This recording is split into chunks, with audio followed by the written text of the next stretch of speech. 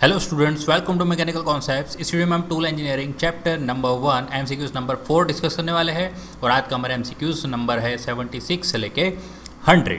Okay, तो चलिए MCQ start कर देते हैं फटाफट। 76 नंबर का एमसीक्यू रहेगा ये। Which of the following are tools? Cutting tools, machine tools, jigs and fixtures. हाँ भाई, ये सारे सभी को टूल्स ही बोलते हैं, तो इसका आंसर आएगा all of the above. In this method, one tool engineer look after the work of all the branches as and when need arise। तो यहाँ पे देखिए, इस मेथड ऐसी है जहाँ पे एक ही इंजीनियर सारे काम को देख रहा है सभी ब्रांचेस के मोस्ट ऑफ द। तो ऐसा कौन सी मेथड में होता है? प्रोजेक्ट, ग्रुप, मिक्स्ड या नन। ओके, तो ऐसा होता है प्रोजेक्ट मेथड में, यानी जो छोटी छोटी कंपनी होती है उसके अंदर एक ही इंजीनियर को मोस्ट ऑफ द वर्क है वो संभालना पड़ता है। तो ऐसी मेथड को हम प्रोजेक्ट मेथड बोलते हैं।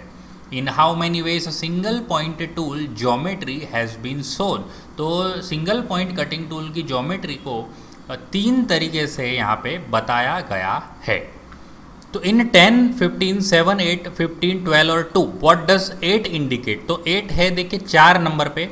तो लास्ट वीडियो में मैंने आपको ये बताया था, इसकी सारी सीक्वेंस बताई थी कि किस तरह से यहाँ पे आपको याद रखना है। ठीक है, जिसने भी वो वीडियो नहीं देखा वो वीडियो पहले देख लेना, तो आपको ये ज़्यादा अच्छे से समझ आएगा। हर वीडियो में अगर मैं सेम चीज़ समझाऊँगा तो फिर वीडियो लंबा हो जाएगा और हमारा टाइम वेस्ट होगा, इसीलिए लास्ट वीडियो में ये सब चीज़ मैं समझा चुका हूँ। तो 4 नंबर पे यहाँ पे हमारा आएगा साइड रिलीफ एंगल आंसर। ठीक है, साइड रिलीफ एंगल। तो पहले 2 रैक एंगल होते हैं, दूसरे जो थर्ड और फोर्थ जो होता है वो रिलीफ एंगल होते हैं, और 5 और 6 जो होते हैं कटिंग एज एंगल होते हैं, और लास्ट वाला नोज रेडियस होता है। ठीक है, एटलीस्ट इतना तो आप याद रख ही सकते हैं। The portion of the single point cutting tool which is not grounded to form cutting edges and rectangular in section. तो देखिए, ऐसा टूल का ऐसा जो पोर्सन जहाँ पे कटिंग एज को नहीं बनाया जाता। देखो फॉर एग्जांपल, अगर मैं इतने पोर्शन में कटिंग एज को बनाना स्टार्ट करता हूँ तो जो ये बचा हुआ हिस्सा है उसको हम क्या बोलते हैं? सैंक बोलते हैं। ठीक है, जो जनरली रेक्टेंगुलर सेक्शन में आपको दिखाई देता है। तो इसका आंसर क्या रहेगा? सैंक रहेगा। यहाँ पे कटिंग एजिस बनना स्टार्ट हो जाएगी। ओके, ये वाले पोर्शन पे जो आप दिख रहा है ना, और ये वाले पोर्शन को हम क्या करेंगे? यहाँ पे ग्राउंडेड नहीं करते हैं। ठीक है, क्योंकि वहाँ पे कटिंग एज हम नहीं बनाते, होल्डर में पकड़ने के लिए ये वाला पोर्शन बनाते हैं। 81 number, using standard machines is a tool economy principle for direct cost, indirect cost, fix cost या none of the above. Standard machines को यूज़ करना, तो ये टूल इकोनॉमी प्रिंसिपल्स किस में आता है, किसके लिए है?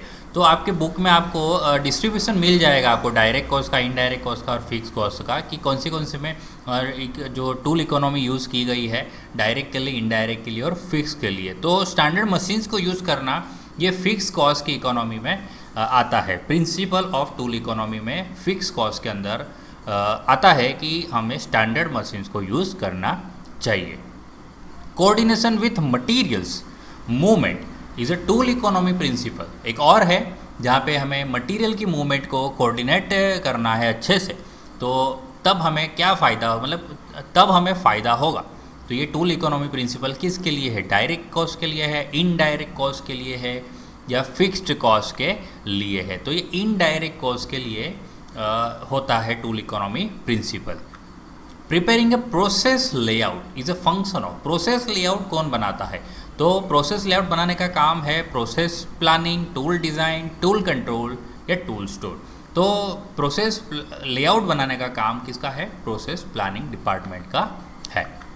विच of the following is incorrect element of universal act? Universal act का यहाँ पे इनकरेक्ट एलिमेंट यहाँ पे ढूंढना है। पिकअप द ऑब्जेक्ट को पिकअप बोला जाता है, load the object on machine को लोड बोला जाता है, क्लैंप करने को क्लैंप बोला जाता है, और bring the object nearer to tool को ब्रिंग बोला जाता है। तो देखिए, ऑब्जेक्ट को नज़दीक लाने के लिए जो नज़दीक लाते हैं टूल के, तो उसको हम ब्रिंग नहीं बोलते। ठीक है, उसको हम बोलते हैं पोजीशन। ठीक है, उसको हम पोजीशन बोलते हैं। In a drilling hole, drilling of the hole is called. अगर हम ड्रिल कर रहे हैं एक होल को तो होल के ड्रिलिंग करने को क्या बोलेंगे? ड्रिलिंग बोलेंगे, प्रोसेसिंग बोलेंगे, डिपॉजिटिंग बोलेंगे कि लोडिंग बोलेंगे? तो एलिमेंट के बारे में पूछा है, ठीक है। ये एलिमेंट को कौन सा बोलेंगे? तो इस एलिमेंट को हम क्या बोलेंगे? प्रोसेसिंग। अगर हम होल ड्रिल कर रहे हैं तो ये किसके अंडर आएगा? प्रोसेसिंग के अंडर आएगा। ओके, चलिए। इन 10, 15, 7, 10, 8, 10, 15, 12 और 2 what does highlighted number indicates? ठीक है, तो देखिए यहाँ पे आप नंबर काउंट करोगे तो 1, 2, 3, 4, 5, 6, 7, 8 और 9, यानी कि लास्ट मैंने आपको टूल सिग्नेचर बताया था। टूल सिग्नेचर में आपको टोटल 7 ऐसे नंबर्स दिखे थे, ठीक है। आज ये कितने नंबर्स हैं? 9 नंबर्स है। तो 9 नंबर्स यानी 2 एक्स्ट्रा नंबर्स यहाँ पे दिखाई दे रहे हैं। तो देखिए 2 एक्स्ट्रा जो नंबर है वो नंबर है क्लियरेंस के। ओके, तो क्लियरेंस कहाँ कहाँ डालते हैं ये आपको ध्यान रखना है। तो 1, 2, 3 ये नंबर मैं छोड़ देता हूँ, पहले 4, फिर ये नंबर छोड़ देता हूँ 5, 6 और 7, ये मैं हमारे पहले नंबर थे ऐसे, ठीक है। तो आप देख सकते हो 3 नंबर के पीछे एक एक्स्ट्रा नंबर डाला हुआ है और एक 4 नंबर के पीछे एक एक्स्ट्रा नंबर डाला हुआ है। और 3 नंबर जो है हमारा एंड रिलीफ एंगल है और 4 नंबर जो है हमारा साइड रिलीफ एंगल है। तो एंड रिलीफ के पीछे एक नंबर डाला हुआ है वो एक क्लियरेंस है, और ये 10 नंबर जो है जो हमारे साइड रिलीफ एंगल के पीछे डाला है वो हमारा साइड क्लियरेंस है, ठीक है। तो यहाँ पे कौन सा हमारा क्वेश्चन कौन सा पूछा है? देखिए ये 4th नंबर पे पूछा है, यानी यहाँ पे हमारे नए नंबरिंग बन जाएंगे। ये 1 नंबर बन जाएगा, ये 2, फिर ये 3, फिर ये 4, 5, 6, 7, 8 और 9। ओके, क्योंकि यहाँ पे 2 नंबर एक्स्ट्रा ऐड हो गए हैं, यानी कौन से? क्लियरेंसेस ऐड हो गई है, 10 mm क्लियरेंस और 10 mm साइड क्लियरेंस। किसके पीछे ऐड हुई है? तो एंड रिलीफ एंगल के पीछे और साइड रिलीफ एंगल के पीछे, ठीक है। ये आपको याद रखना है। तो यहाँ पे हमारा जो आंसर आएगा वो आएगा 10 mm का क्लियरेंस आएगा। ओके, चलिए। विच सेक्शन या तो branch of the tool engineering designs various equipments as accessory? देखिए डिज़ाइन का काम कर रहे हैं तो ऑब्वियसली ये टूल डिज़ाइन सेक्शन करता है। ग्राइंडिंग व्हील सिंगल पॉइंट है, मल्टी पॉइंट है, फॉर्म टूल है या प्रेस टूल है? तो ग्राइंडिंग व्हील एक मल्टी पॉइंट कटिंग टूल है। आपने अगर ग्राइंडिंग व्हील को ध्यान से देखा होगा तो आपको यहाँ पे बहुत सारे नंबर ऑफ कटिंग एजेस आपको दिखेगी, ठीक है। तो ग्राइंडिंग व्हील एक मल्टी पॉइंट कटिंग टूल है। The side cutting edge and cutting edge meets कहाँ मिलते हैं? साइड कटिंग एज और एंड कटिंग एज कहाँ मिलती है? तो वो मिलते हैं नोज रेडियस पे, ठीक है। एक साइड कटिंग एज एंगल और एंड कटिंग एज, तो वो नोज रेडियस के यहाँ पे मिलते हैं। Economy can be achieved by mechanical advantage, transfer of burden and control of power, simultaneous action या ऑल ऑफ दी अबव। तो इकोनॉमी मैकेनिकल एडवांटेज से भी अचीव कर सकते हैं, transfer of burden and control of power से भी achieve कर सकते हैं और साइमल्टेनियस एक्शन से भी कर सकते हैं। तो इसका आंसर क्या आएगा? ऑल ऑफ दी अबव आएगा। Determining a sequence of operations to produce a product is a function of. देखिए कोई भी ऑपरेशंस की सीक्वेंस को पहले से ही डिसाइड करने का काम किसका है? प्रोसेस प्लानिंग डिपार्टमेंट का है। तो इसका आंसर आएगा प्रोसेस प्लानिंग।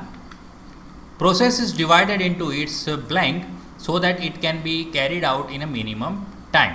तो प्रोसेसेस को किस में डिवाइड किया जाता है? तो प्रोसेसेस को एलिमेंट्स, पार्ट्स, सब प्रोसेस या फ्रेगमेंट्स में डिवाइड किया जाता है। तो यहाँ पे जो वर्ड यूज़ किया गया है वो है एलिमेंट। ओके, प्रोसेसेस को हम एलिमेंट्स में डिवाइड करते हैं। Reduction in labour and fatigue is a tool economy principle. देखिए लेबर और फटीग जो है मेहनत में कमी करना, रिडक्शन करना, कि जो पहले ज़्यादा मेहनत होती थी अब कम मेहनत में सेम काम हम कर रहे हैं। तो ये टूल इकोनॉमी प्रिंसिपल्स किसका है? डायरेक्ट कॉस्ट का है, इनडायरेक्ट का है, फिक्स का है या none of the above?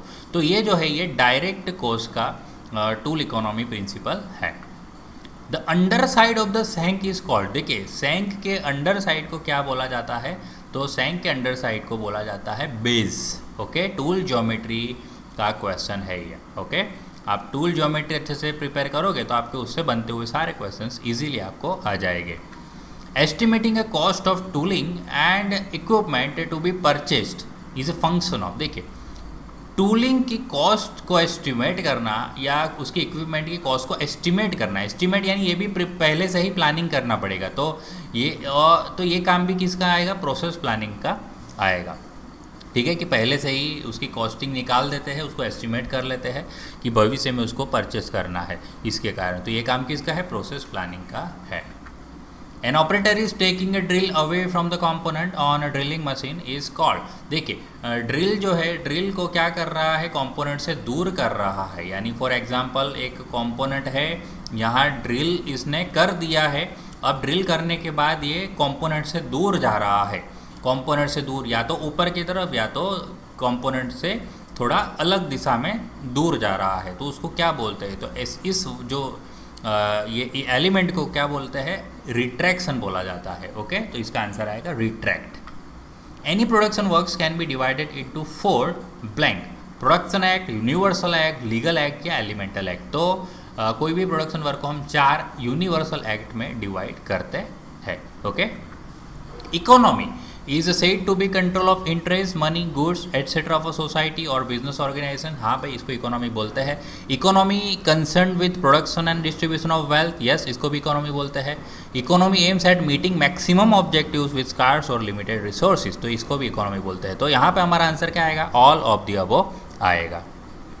Motion economy is the tool economy principles for direct cost, indirect cost, fix cost या नन ऑफ। देखिए मोशन इकोनॉमी किसका प्रिंसिपल है, तो मोशन इकोनॉमी डायरेक्ट कॉस्ट का टूल इकोनॉमी प्रिंसिपल है।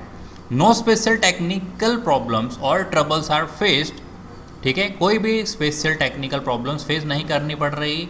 तो विच ट्रबल शूटिंग अप्रोच, यहाँ पे टूल इंजीनियरिंग कौन सा ट्रबल शूटिंग अप्रोच यूज़ करेगा।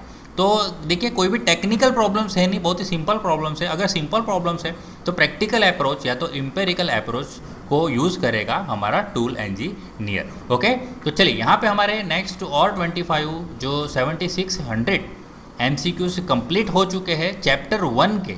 ओके, तो वीडियो अच्छा लगा तो लाइक करिए, ज़्यादा से ज़्यादा अपने दोस्तों से इस वीडियो को शेयर कीजिए, और अगर फर्स्ट टाइम इस चैनल को विजिट कर रहे हो तो चैनल को सब्सक्राइब करना ना भूलना। तो चलिए फिर अब मिलेंगे नेक्स्ट वीडियो में। थैंक यू, जय हिंद।